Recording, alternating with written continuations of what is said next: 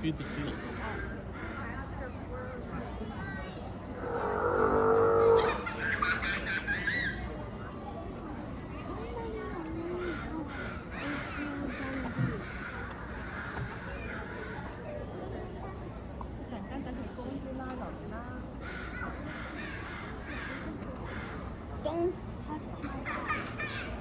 Good afternoon, everyone. Welcome to the Vancouver Aquarium. If you're here for the 2 o'clock Harbor Seal Feeding and Training Program, you're at the right spot. Again, it's 2 o'clock right now, so we're just about to begin, so thank you so much for joining us. Before we begin, I want to acknowledge that we're all gathered today on the unceded traditional territories of the Musqueam, Squamish, and Tsleil-Waututh Nations. If you don't know who those people are, or if you're a visitor from not Vancouver, they're the Indigenous people of our region here in BC. The Squamish used to live right here in Stanley Park, and we're very grateful for these Indigenous nations as they've been taking care of the land and waters since time out of mind. So I'll start off by introducing myself once again. My name is Noah. I'm just giving you a wave over here. Thank you for those waves back. I'm a conservation scientist, also an interpreter here at the Vancouver Aquarium. So part of my job is to teach you folks about the animals that we care for here at the aquarium itself. So today we're going to be talking about harbor seals.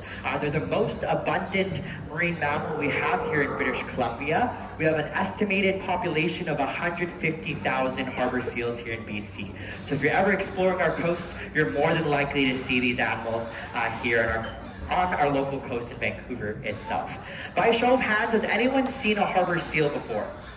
That's really cool. Yes, they're really, really fun, kind of sausage-shaped marine mammals that we have here on our coast in BC. They're really cool. They do something called glumping when they move. That's kind of them doing a little worm. You'll probably see that happen really quickly when they hop up on the dock itself. But as we begin our program, can we welcome our marine mammal trainers with a big round of applause to let them know that we are grateful for all the work they do here at the aquarium. So I'll start talking about our harbor seals and a little bit about their stories, but before that, I'm going to talk about the Marine Mammal Rescue Society. So the Marine Mammal Rescue Society was founded in 1960, and it was the first marine mammal rescue center in Canada, which is super duper cool. We're actually one of the only ones here on our coast in BC, so we're probably one of the more prevalent ones on the west coast in Canada, which is really cool. On average, we rescue about 150 animals every single year, which is quite cool. This year, we rescued about 80, which is quite a high number, but it's nothing like our numbers back in 2022. So we rescue a variety of different numbers of animals and species of animals. Obviously, you can see an animal that we rescue here, the harbor seals. We can also rescue animals such as sea otters. We can rescue cetaceans such as dolphins and whales. We can also rescue things that maybe are not meant to be in our cold waters, such as green sea turtles or loggerhead sea turtles. So again, our Marine Mammal Rescue Center usually rescues about 150 animals every single year, and our success rate is pretty great. We actually release about 80% of our animals every single year, which is quite a great number. So none of this would be possible without your contributions and your support through the Vancouver Aquarium and the Marine Mammal Rescue Society. So thank you guys so much for that. So we'll get into talking about the individual animals and talk a little bit about their stories and how they ended up here at the Vancouver Aquarium.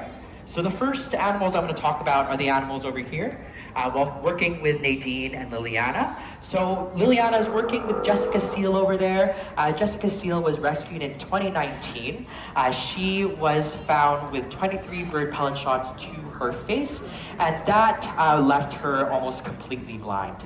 And it's one thing for an animal to survive out in the ocean, and one thing for them to be able to thrive.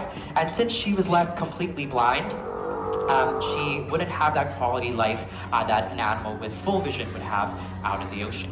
So she's living here to be an ambassador for her species, to teach you guys about some interactions that can happen between marine mammals and humans. Sometimes it can be really great, like a lot of people put their hand up when I asked if you've seen a harbor seal before, which is great, and then some of those can be negative interactions, like what happened to Jessica Seal. So again, she's here to be an ambassador for her species, to teach you guys about her species and how they survive out in the ocean and how they're resilient, even through things such as being blind. The second animal I'm going to talk about over here is Pim. Pim is our youngest harbor seal. You can tell that she is quite small. She's working with Nadine right now, and she is still learning the ropes a little bit. You can see how Nadine is feeding her different types of seafood, such as capelin, herring, and squid. So very high-fat fish that will allow her to grow nice and big, just like all of the harbor seals. So the third animal I'm going to talk about, just on the center dock right over here. So we're looking at Da Vinci. So Da Vinci is our oldest harbor seal. Da Vinci was rescued in 1998, and he was diagnosed with something called a diaphragmatic hernia. So he's not able to digest food properly. So something called the Departments of Fisheries and Oceans Canada, they look at the harbor seal at the end of their time at the Marine Mammal Rescue Society. I'm just gonna wait for this helicopter to pass.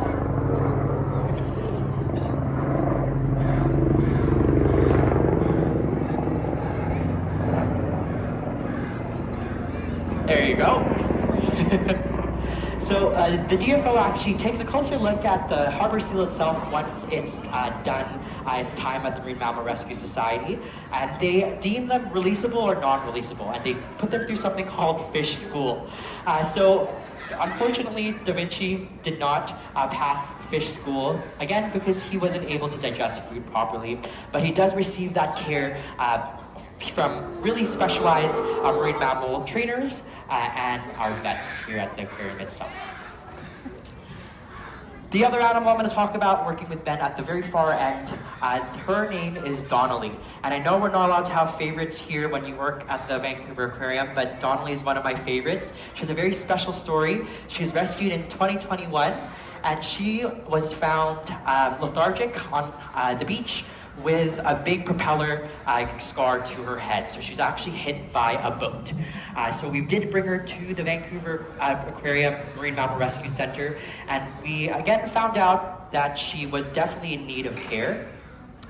And when we brought her to the Marine Mammal Rescue Society and Center, we do a couple of different tests, such as x-rays and ultrasounds, and we can try to find out if there's anything else that needs help other than physical appearance. So when we did an ultrasound, we actually found out that she was pregnant. So she did deliver the first ever harbor seal pup at the Marine Mammal Rescue Society. And again, we've been open for about 60 years at the Rescue Society and Center, and we named her pup Dory. So you may be wondering, where is Dory? Dory's actually not here. Though Donnelly sustained those injuries, she was an amazing mom. They only take care of their pups for about 30 days, so quite a short amount of time, and Dory was successfully weaned off of her mom, and she was released back out in the ocean. So Dory is she's continuing Donnelly's legacy out in the ocean. We did put a tracker on her, and the first year of her life, she spent a lot of time over here on the Sunshine Coast and around Bowen Island, and they shed their fur after their first year of growth, and then onwards, but we know that she's living her best life, continuing her mom's legacy out in the ocean itself. So yeah, it's really great. Thank you guys. So there's a couple of ways that you can help animals just like these at the Vancouver Aquarium. The Marine Mammal Rescue Society is a non-for-profit society, and we run 100% off of donations.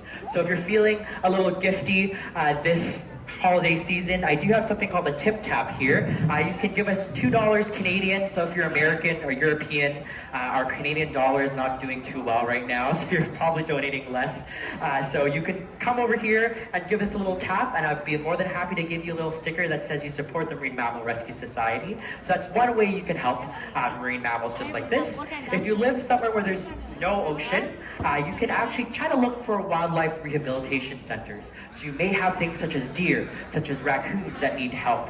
You can try to find those rescue centers and help there as well. If you have any more questions about the Marine Mammal Rescue Society, please feel free to let me know. This tent is also a great resource as well. You can find a lot of information over there. But again, if you're feeling gifty, please feel free to meet me over here, and you can go ahead and tap a $2 Canadian donation to the Marine Mammal Rescue Society. Other than that, thank you so much for visiting us here at the Vancouver Aquarium. I know it's the holiday season, so I hope everyone has a great Christmas Eve and Christmas Day. Again, thank you so much. And the next program is at 2:30. That's at the far end. That's a Stellar Sea Lion training program. Take care and happy holidays. Bye. Thank you, guys.